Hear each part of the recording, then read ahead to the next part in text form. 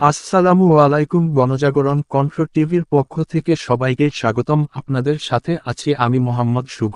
দিনাজপুরের ঘোড়াঘাটে একটি ট্রাকের ধাক্কায় ঘটনাস্থলেই চালকের সহকারী হেলপার নিহত হয়েছেন।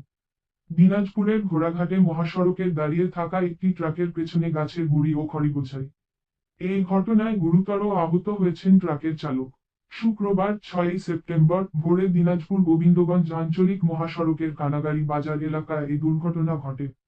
খবর পেয়ে ফায়ার সার্ভিস এসে দুজনকে উদ্ধার করে উপজেলা স্বাস্থ্য কমপ্লেক্সে নিয়ে যায়। বিষয়টি নিশ্চিত করেছেন ঘোড়াঘাট থানার officer in charge OC Asaduzzaman Asad. নিহত হেলপার হলেন শ্রী সৌরভ পাহান, 22, জয়পুরহাটের পাঁচবিবি উপজেলার সুলতানপুর গ্রামের শরীফত পাহানের ছেলে। অপরদিকে আহত ট্রাক চালক হাফিজুল ইসলাম নওগাঁ সদর উপজেলার রজতপুর গ্রামের মৃত আব্দুল গাজীর ছেলে। গুরুতর আহত ট্রাক চালক হাফিজুলকে দিনাজপুর মেডিকেল কলেজ হাসপাতালে স্থানান্তর করেছে ঘোড়াঘাট উপজেলা স্বাস্থ্য কমপ্লেক্সের জরুরি বিভাগের চিকিৎসক। স্থানীয়দের বরাত দিয়ে ফায়ার সার্ভিস জানান, ভোরবেলা দিনাজপুরমুখী একটি ট্রাক কানাগাড়ি বাজারের পাশে থেমেছিল। একই সময় ঘোড়াঘাট থেকে দিনাজপুরগামী গাছের গুঁড়ি ও খড়িগোছায় অপর একটি ট্রাক দাঁড়িয়ে থাকা ট্রাকের পেছনে থেকে ধাক্কা দেয়। এতে পেছনের ট্রাকটির সামনের অংশ দুমড়ে মুচড়ে যায়। খবর পেয়ে ফায়ার সার্ভিস সদস্যরা স্থানীয়দের সহযোগিতায় চালক ও হেলপারকে উদ্ধার করে। তবে ঘটনাস্থলেই মারা যান ট্রাকের হেলপার সৌরভ।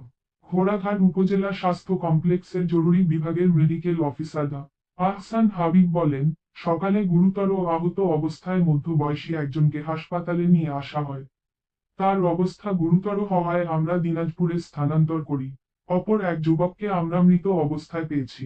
ঘোড়াঘাট থানার ভারপ্রাপ্ত কর্মকর্তা ওসি আসাদুজ্জামান আসাদ বলেন, নিহতের পরিবারকে খবর দেওয়া হয়েছে। মরদেহ হাসপাতালে রাখা হয়েছে। দাঁড়িয়ে থাকা ট্রাকটি ঘটনার পরেই পালিয়ে যায়। গুঁড়ি বোঝাই ট্রাকটি আমাদের হেফাজতে আছে।